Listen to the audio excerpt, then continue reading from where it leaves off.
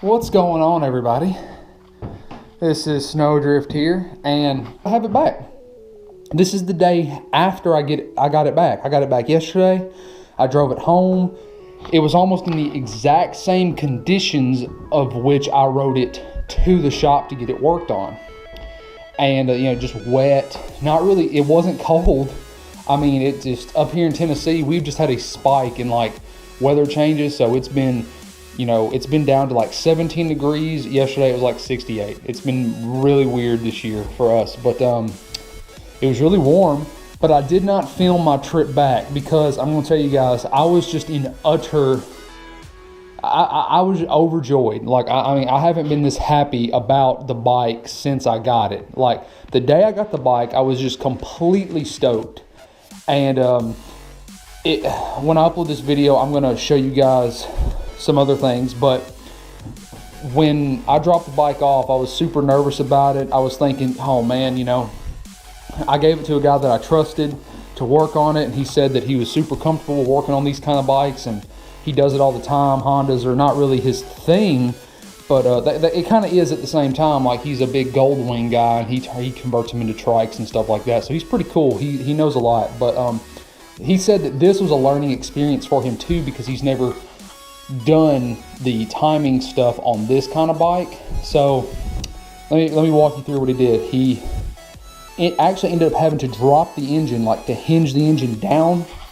If you see up under here, he had to well, I don't really know exactly how or where he did it, but right here, I think. Yeah, this bolt right here. He had to remove the radiator, not remove it, just kind of push it out of the way, just unbolt it and just move it closer to the front tire. And he had to hinge it down a little bit to where he could get to the valve covers easier. He said that the cover here has never been taken off.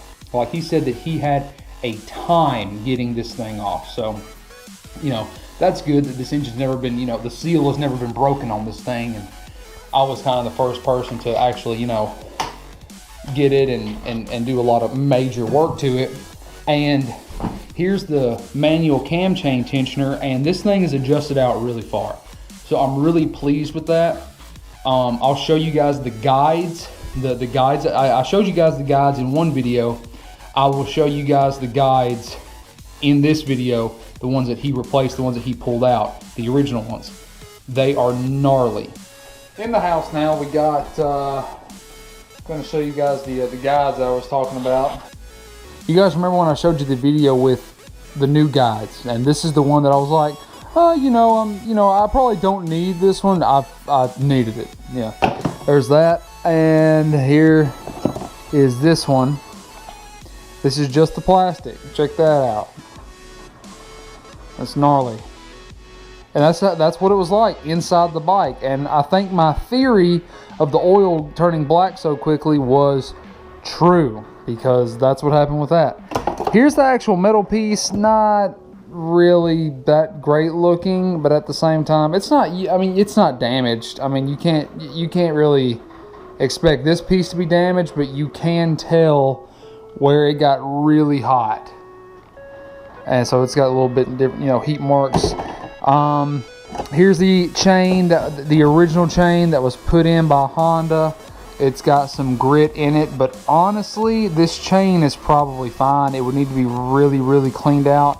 But I'm not putting it back in my bike. So I would say that it's probably fine, but at the same time, it's got a bunch of crap in it. So, it's probably physically fine, but I would never put it back in a bike.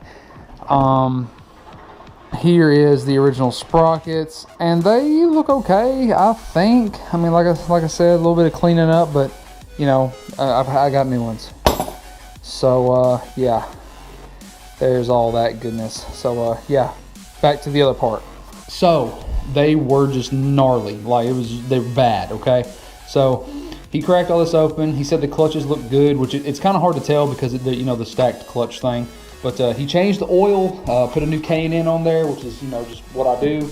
Let's see here. If we can even see the oil, which we can. It looks all right. I mean, It's kind of hard to tell. I don't have a whole lot of light, but it's definitely got a good bit of oil in there. It looks kind of dark, but at the same time, it's kind of dark under here. So, but it does have fresh oil in it. And it's probably going to be dirty because it's cleaning out all that old crappy oil that was in there. But the bike is running phenomenally good. I had some problems with the exhaust headers, the manifold flanges. I had some problems with them, but I've got some, because the whole exhaust is Acropovic. The entire system is Acropovic exhaust. So I ordered some new springs because I think that's my problem, because I was able to like move the springs around and get it quieter. Like the bike actually is quieter now. All right, so you guys remember how awful it sounded before. At least I think you guys do. I mean, I think you guys were able to hear it in the video I posted when I took it to the shop. Check this out.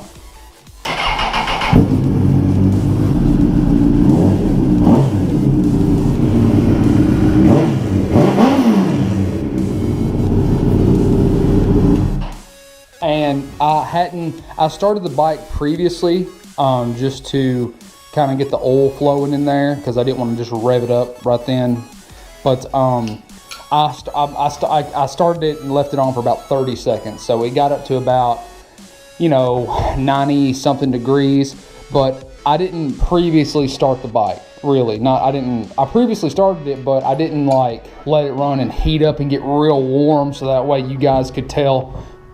That way it would have smoothed out at that point. That was actually, I mean, when you first start a bike, it sounds kind of rough. But after it heats up, it gets a little quieter, the idles go down, and the valve train kind of smooths out because it gets warmer and it's got a lot of fluid up in there. So, but the point is that it's fixed, guys. I mean, I am super stoked about, just how it turned out. Like and it didn't cost a lot of money. Like I thought, God, it was going to cost so much. It was a fraction of what a new engine would have cost. Like it was just so much cheaper than what I thought it was going to be. So I mean, parts and labor all together, I'm looking at like $400. Like that's for all the parts and the labor. Because I ordered the parts, I showed you all that, and then I just took them to my guy, and he was like, no worries, man. So he just did it, and it's great. Like I rode it home, and the bike actually died on me because I was coming up the hill, coming towards my road, and I gave it some gas real good, and the gyro thing that I was talking to you guys about, it's the cutoff switch for if the bike flips over is what it boils down to. I gave it some gas, and the front end of the bike came up a good bit. Just the power delivery is just there. Like it's phenomenal, and it sounds great. It's running great. But as the front of the bike came up, the kill switch engaged, and so I just came down kind of hard. Not really hard, but I did come down pretty hard, and the bike wasn't revving. And I was like, what the hell happened? I was freaking out for a second. I was like, I turned the switch off and turned it back on like I did when I originally got the bike going, when I was taking it to the shop, and it was just that stupid thing. I'll show it to you. It's this right here, this thing, like this whole thing, and I've got it like zip tied up like in that position, and I'm not 100% sure on how it mounts. So, but once we get the head fairing and everything put back on, it'll work fine. So. But I really wanted to show you guys this. Like, I'm so excited, and I'm not going to know what to do with myself after this. I'm getting married in a few months, so that's pretty cool. I'm super excited about that, obviously. But, like, as far as just my toys and everything, I wouldn't really even call this a toy. It's just my escape, really. I mean, it's just... It's something, and you all understand this. Like, this isn't something I really have to explain to you people, but to people that don't have a bike, it's like, you really just, it's different. Like, people, I like going for a drive in my car, don't get me wrong. Like, I enjoy my cars, and driving in them and just, getting away from stuff and, just going and hanging out with my friends and just talking about this kind of stuff and doing the whole YouTube thing. Man, this is what it's all about right here. This is just, I would give anything if I could just transfer the feeling that I have to you guys. And that's kind of what the whole YouTube thing for me is about, is just sharing my experience with you guys. And that really is what it's all about. That's what makes this so fun and so rewarding.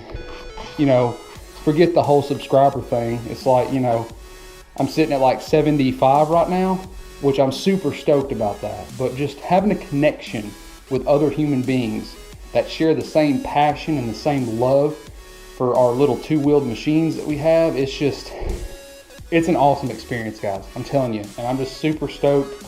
I'm sorry if I'm talking fast, but my heart is just pounding out of my chest because I'm so happy that this thing is running so good now. I got way more outside of life than just this bike. So, out there in the real world. But this is kind of my place. I like this place. Modifying, fixing, making the bike healthier, because it was totally worth saving. You know what I mean? It was worth saving. And it's a very wonderful and humbling experience to just look at where I started and to see where I am now. And money's a big thing. It's always a big thing. But you look at stuff like this and it's like, man, it really didn't cost that much. And you were able to do so much with so little. That's it, guys. That is it. Making the best of what you got. And it's just, modifying and making it yours. Making it yours is, the whole thing. It's like, I feel like I'm rambling for you guys now, man. A lot of people's probably clicked off the video, but I'm super stoked. And I'm trying to transfer the stokedness feeling that I have to all of you. Because, I know this isn't y'all's bike. This is my bike. But, just sharing the experience. And I'm reiterating myself. I'm just like a broken record right now. But, man, guys, I just want you to know that I'm super stoked about it. And I'm super stoked that you guys just, the people that are subscribed, that follow me and love and care about the same things that I care about. It's just having that friendship with you guys and the community that we have. And on Moto Amino, I've got a bunch of people that follow me on there. So, and on the Instagram page and the Facebook page. And it's super cool. It is super, super cool. And I appreciate all of you for hanging out with me and just watching my crap and listening to me ramble. So, man, that's it. That's it. And I really hope you guys are just as excited to see where this thing comes out to as I am. I'm probably going to cry when this thing is actually done because, man, it's going to be something else. Y'all have a good rest of the day, and I'm going to calm down.